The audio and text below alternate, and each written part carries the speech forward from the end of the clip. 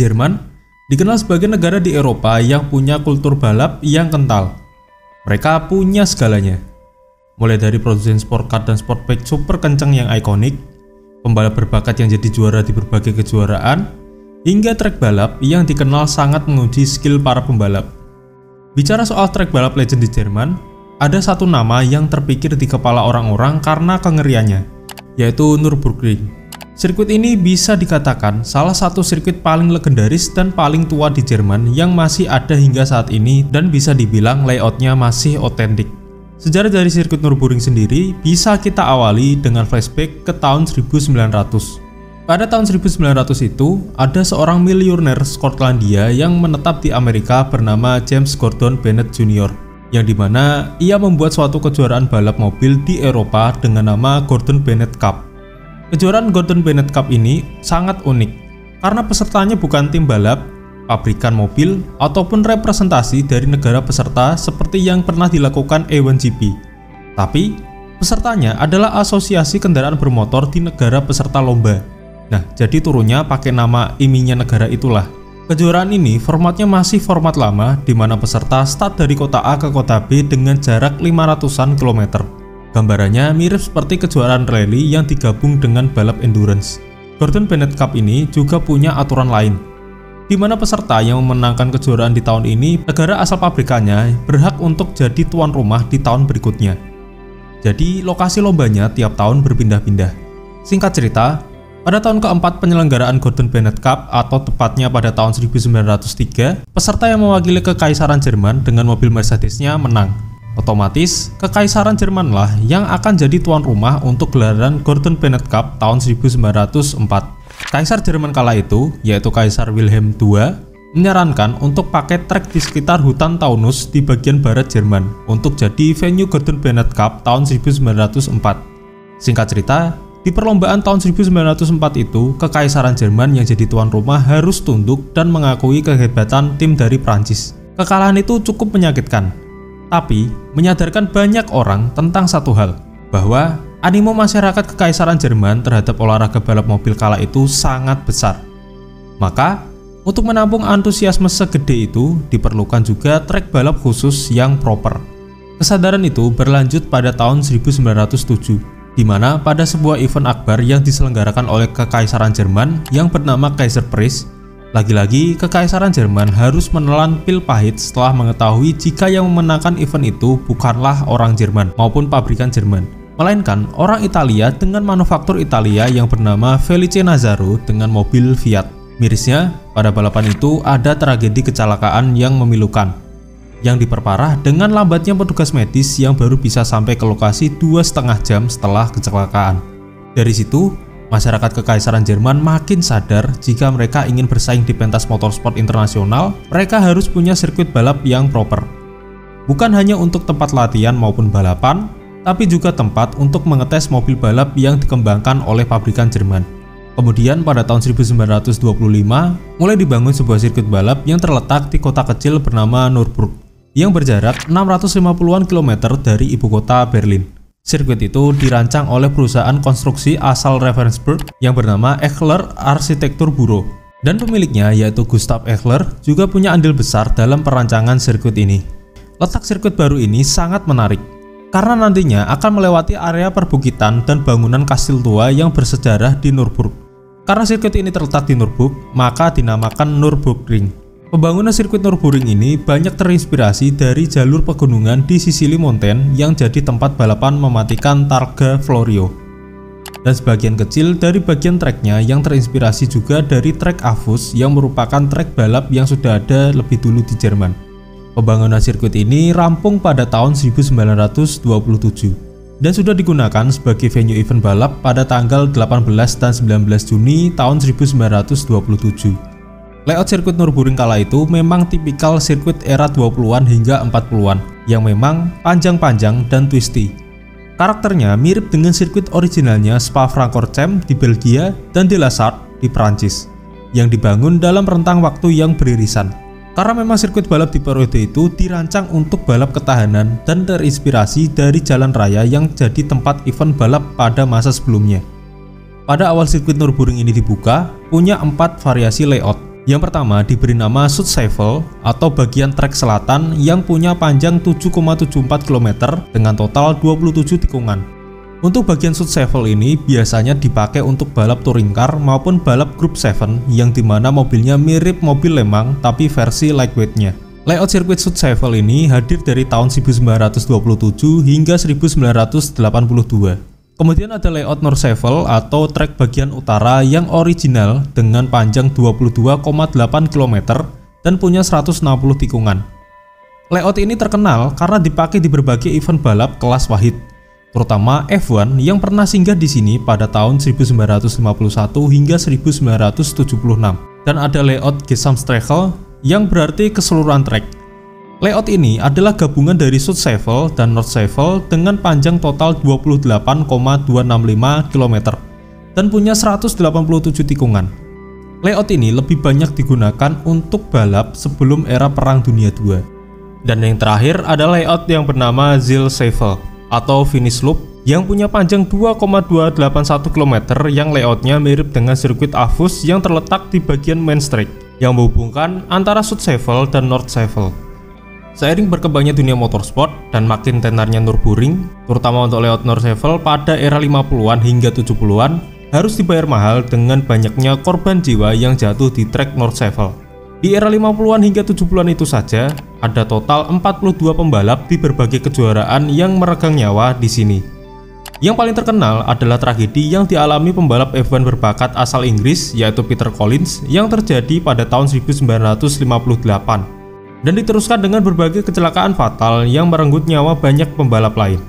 Puncaknya, di tahun 1970, para pembalap F1 melakukan boykot terhadap event German Grand Prix yang berlokasi di sirkuit Nürburgring. Sehingga penyelenggaraan German Grand Prix tahun 1970 pindah ke sirkuit Hockenheim yang lebih aman. Kemudian, untuk lebih memperamakan Nürburgring, terutama pada layout Noordheuvel, pengelola sirkuit mulai melakukan pembenahan dengan menambahkan run-off area dan melakukan resurfacing pada aspal sirkuit yang dinilai terlalu bumpy. Sirkuit Nürburgring sebelum tahun 70-an itu mirip jalan-jalan di perkampungan, yang kanan kirinya cuma dibatasi dengan pagar kayu dan semak belukar. Kemudian pada tahun 1971, F1 balik lagi ke Nürburgring sampai tahun 1976, di mana pada tahun itu terjadi kecelakaan parah yang menimpa Niki Lauda, di mana mobilnya menabrak barrier dan terbakar hebat. Efeknya, ia mengalami luka bakar permanen di separuh bagian tubuhnya. Endingnya, pada tahun 1977, penyelenggaraan German GP kembali ke Hockenheim.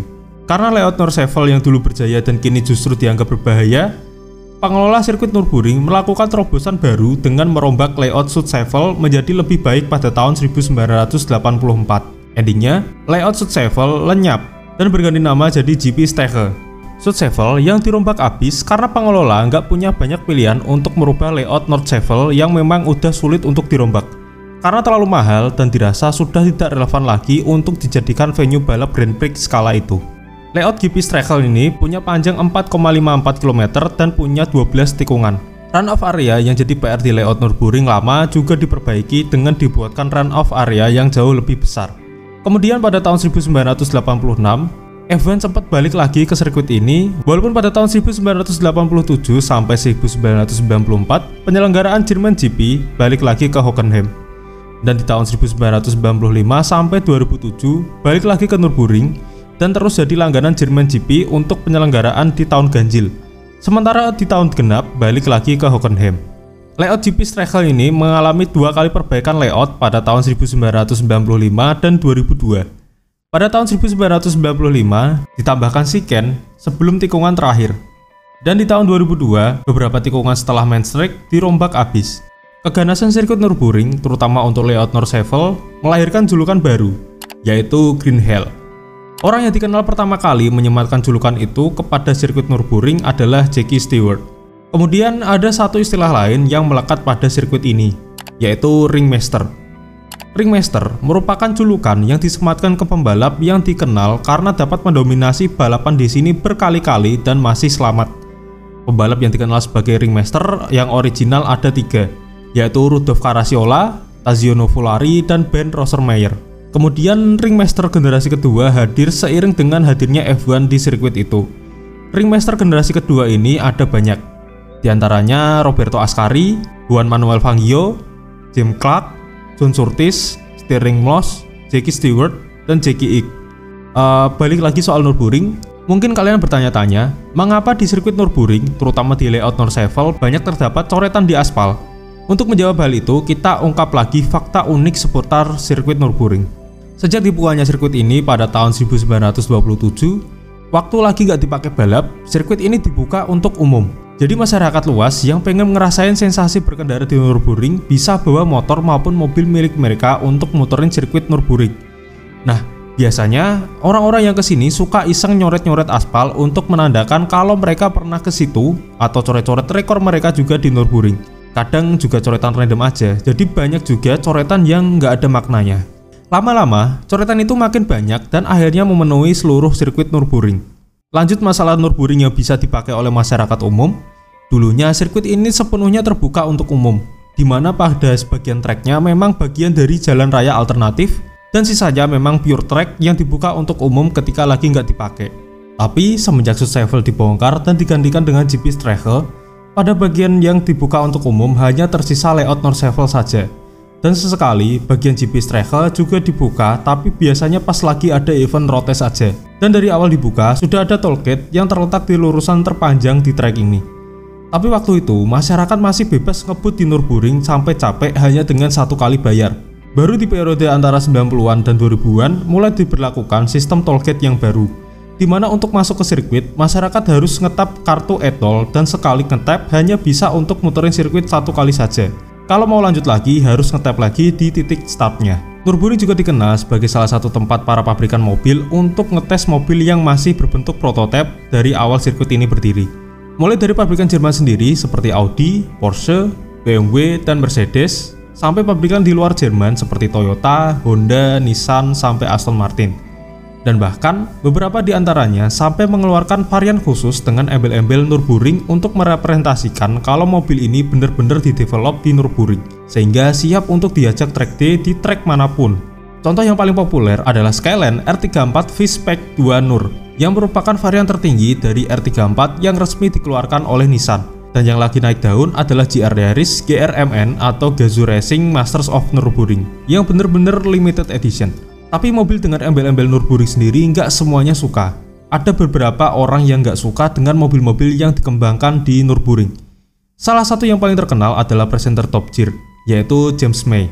Bahkan bisa dibilang James May itu benci setengah mati sama Nürburgring. Karena sirkuit itulah, pabrikan jadi berlomba-lomba untuk ngetes mobil produksi massal mereka di sana. Dan endingnya melahirkan mobil yang nggak enak dipakai harian karena setelan suspensinya lebih cocok untuk dipakai di trek. Bahkan dengan bercanda, James May pernah bilang di salah satu episode di Top Gear, kalau dia jadi pilot Inggris di Perang Dunia Kedua, dia bakalan ngebom sirkuit Nürburgring tiap malam sampai sirkuit itu nggak tersisa 1 inci pun. For crying out loud. Do you know what? If I'd been in Bomber Command in 1943, I would have bombed the Nürburgring every single night. Pernyataan James May ini cukup kontroversial, tapi ada benernya juga. Karena pabrikan itu makin lama makin ngawur. Dulu mobil yang dites di Nürburgring itu cuma sport car, tapi lama-lama mobil city car juga dites di sini dan dikasih embel-embel Nürburgring. Dan endingnya, ketika dilempar di pasaran, mobil itu keras banget kayak batu. Sirkuit Nürburgring saat ini masih ada dan tetap populer karena masih digunakan sebagai venue banyak event balap mobil tingkat Eropa maupun tingkat dunia. Dan yang paling terkenal saat ini adalah event tahunan 6 Hour of Nürburgring dan 20 Hour of Nürburgring.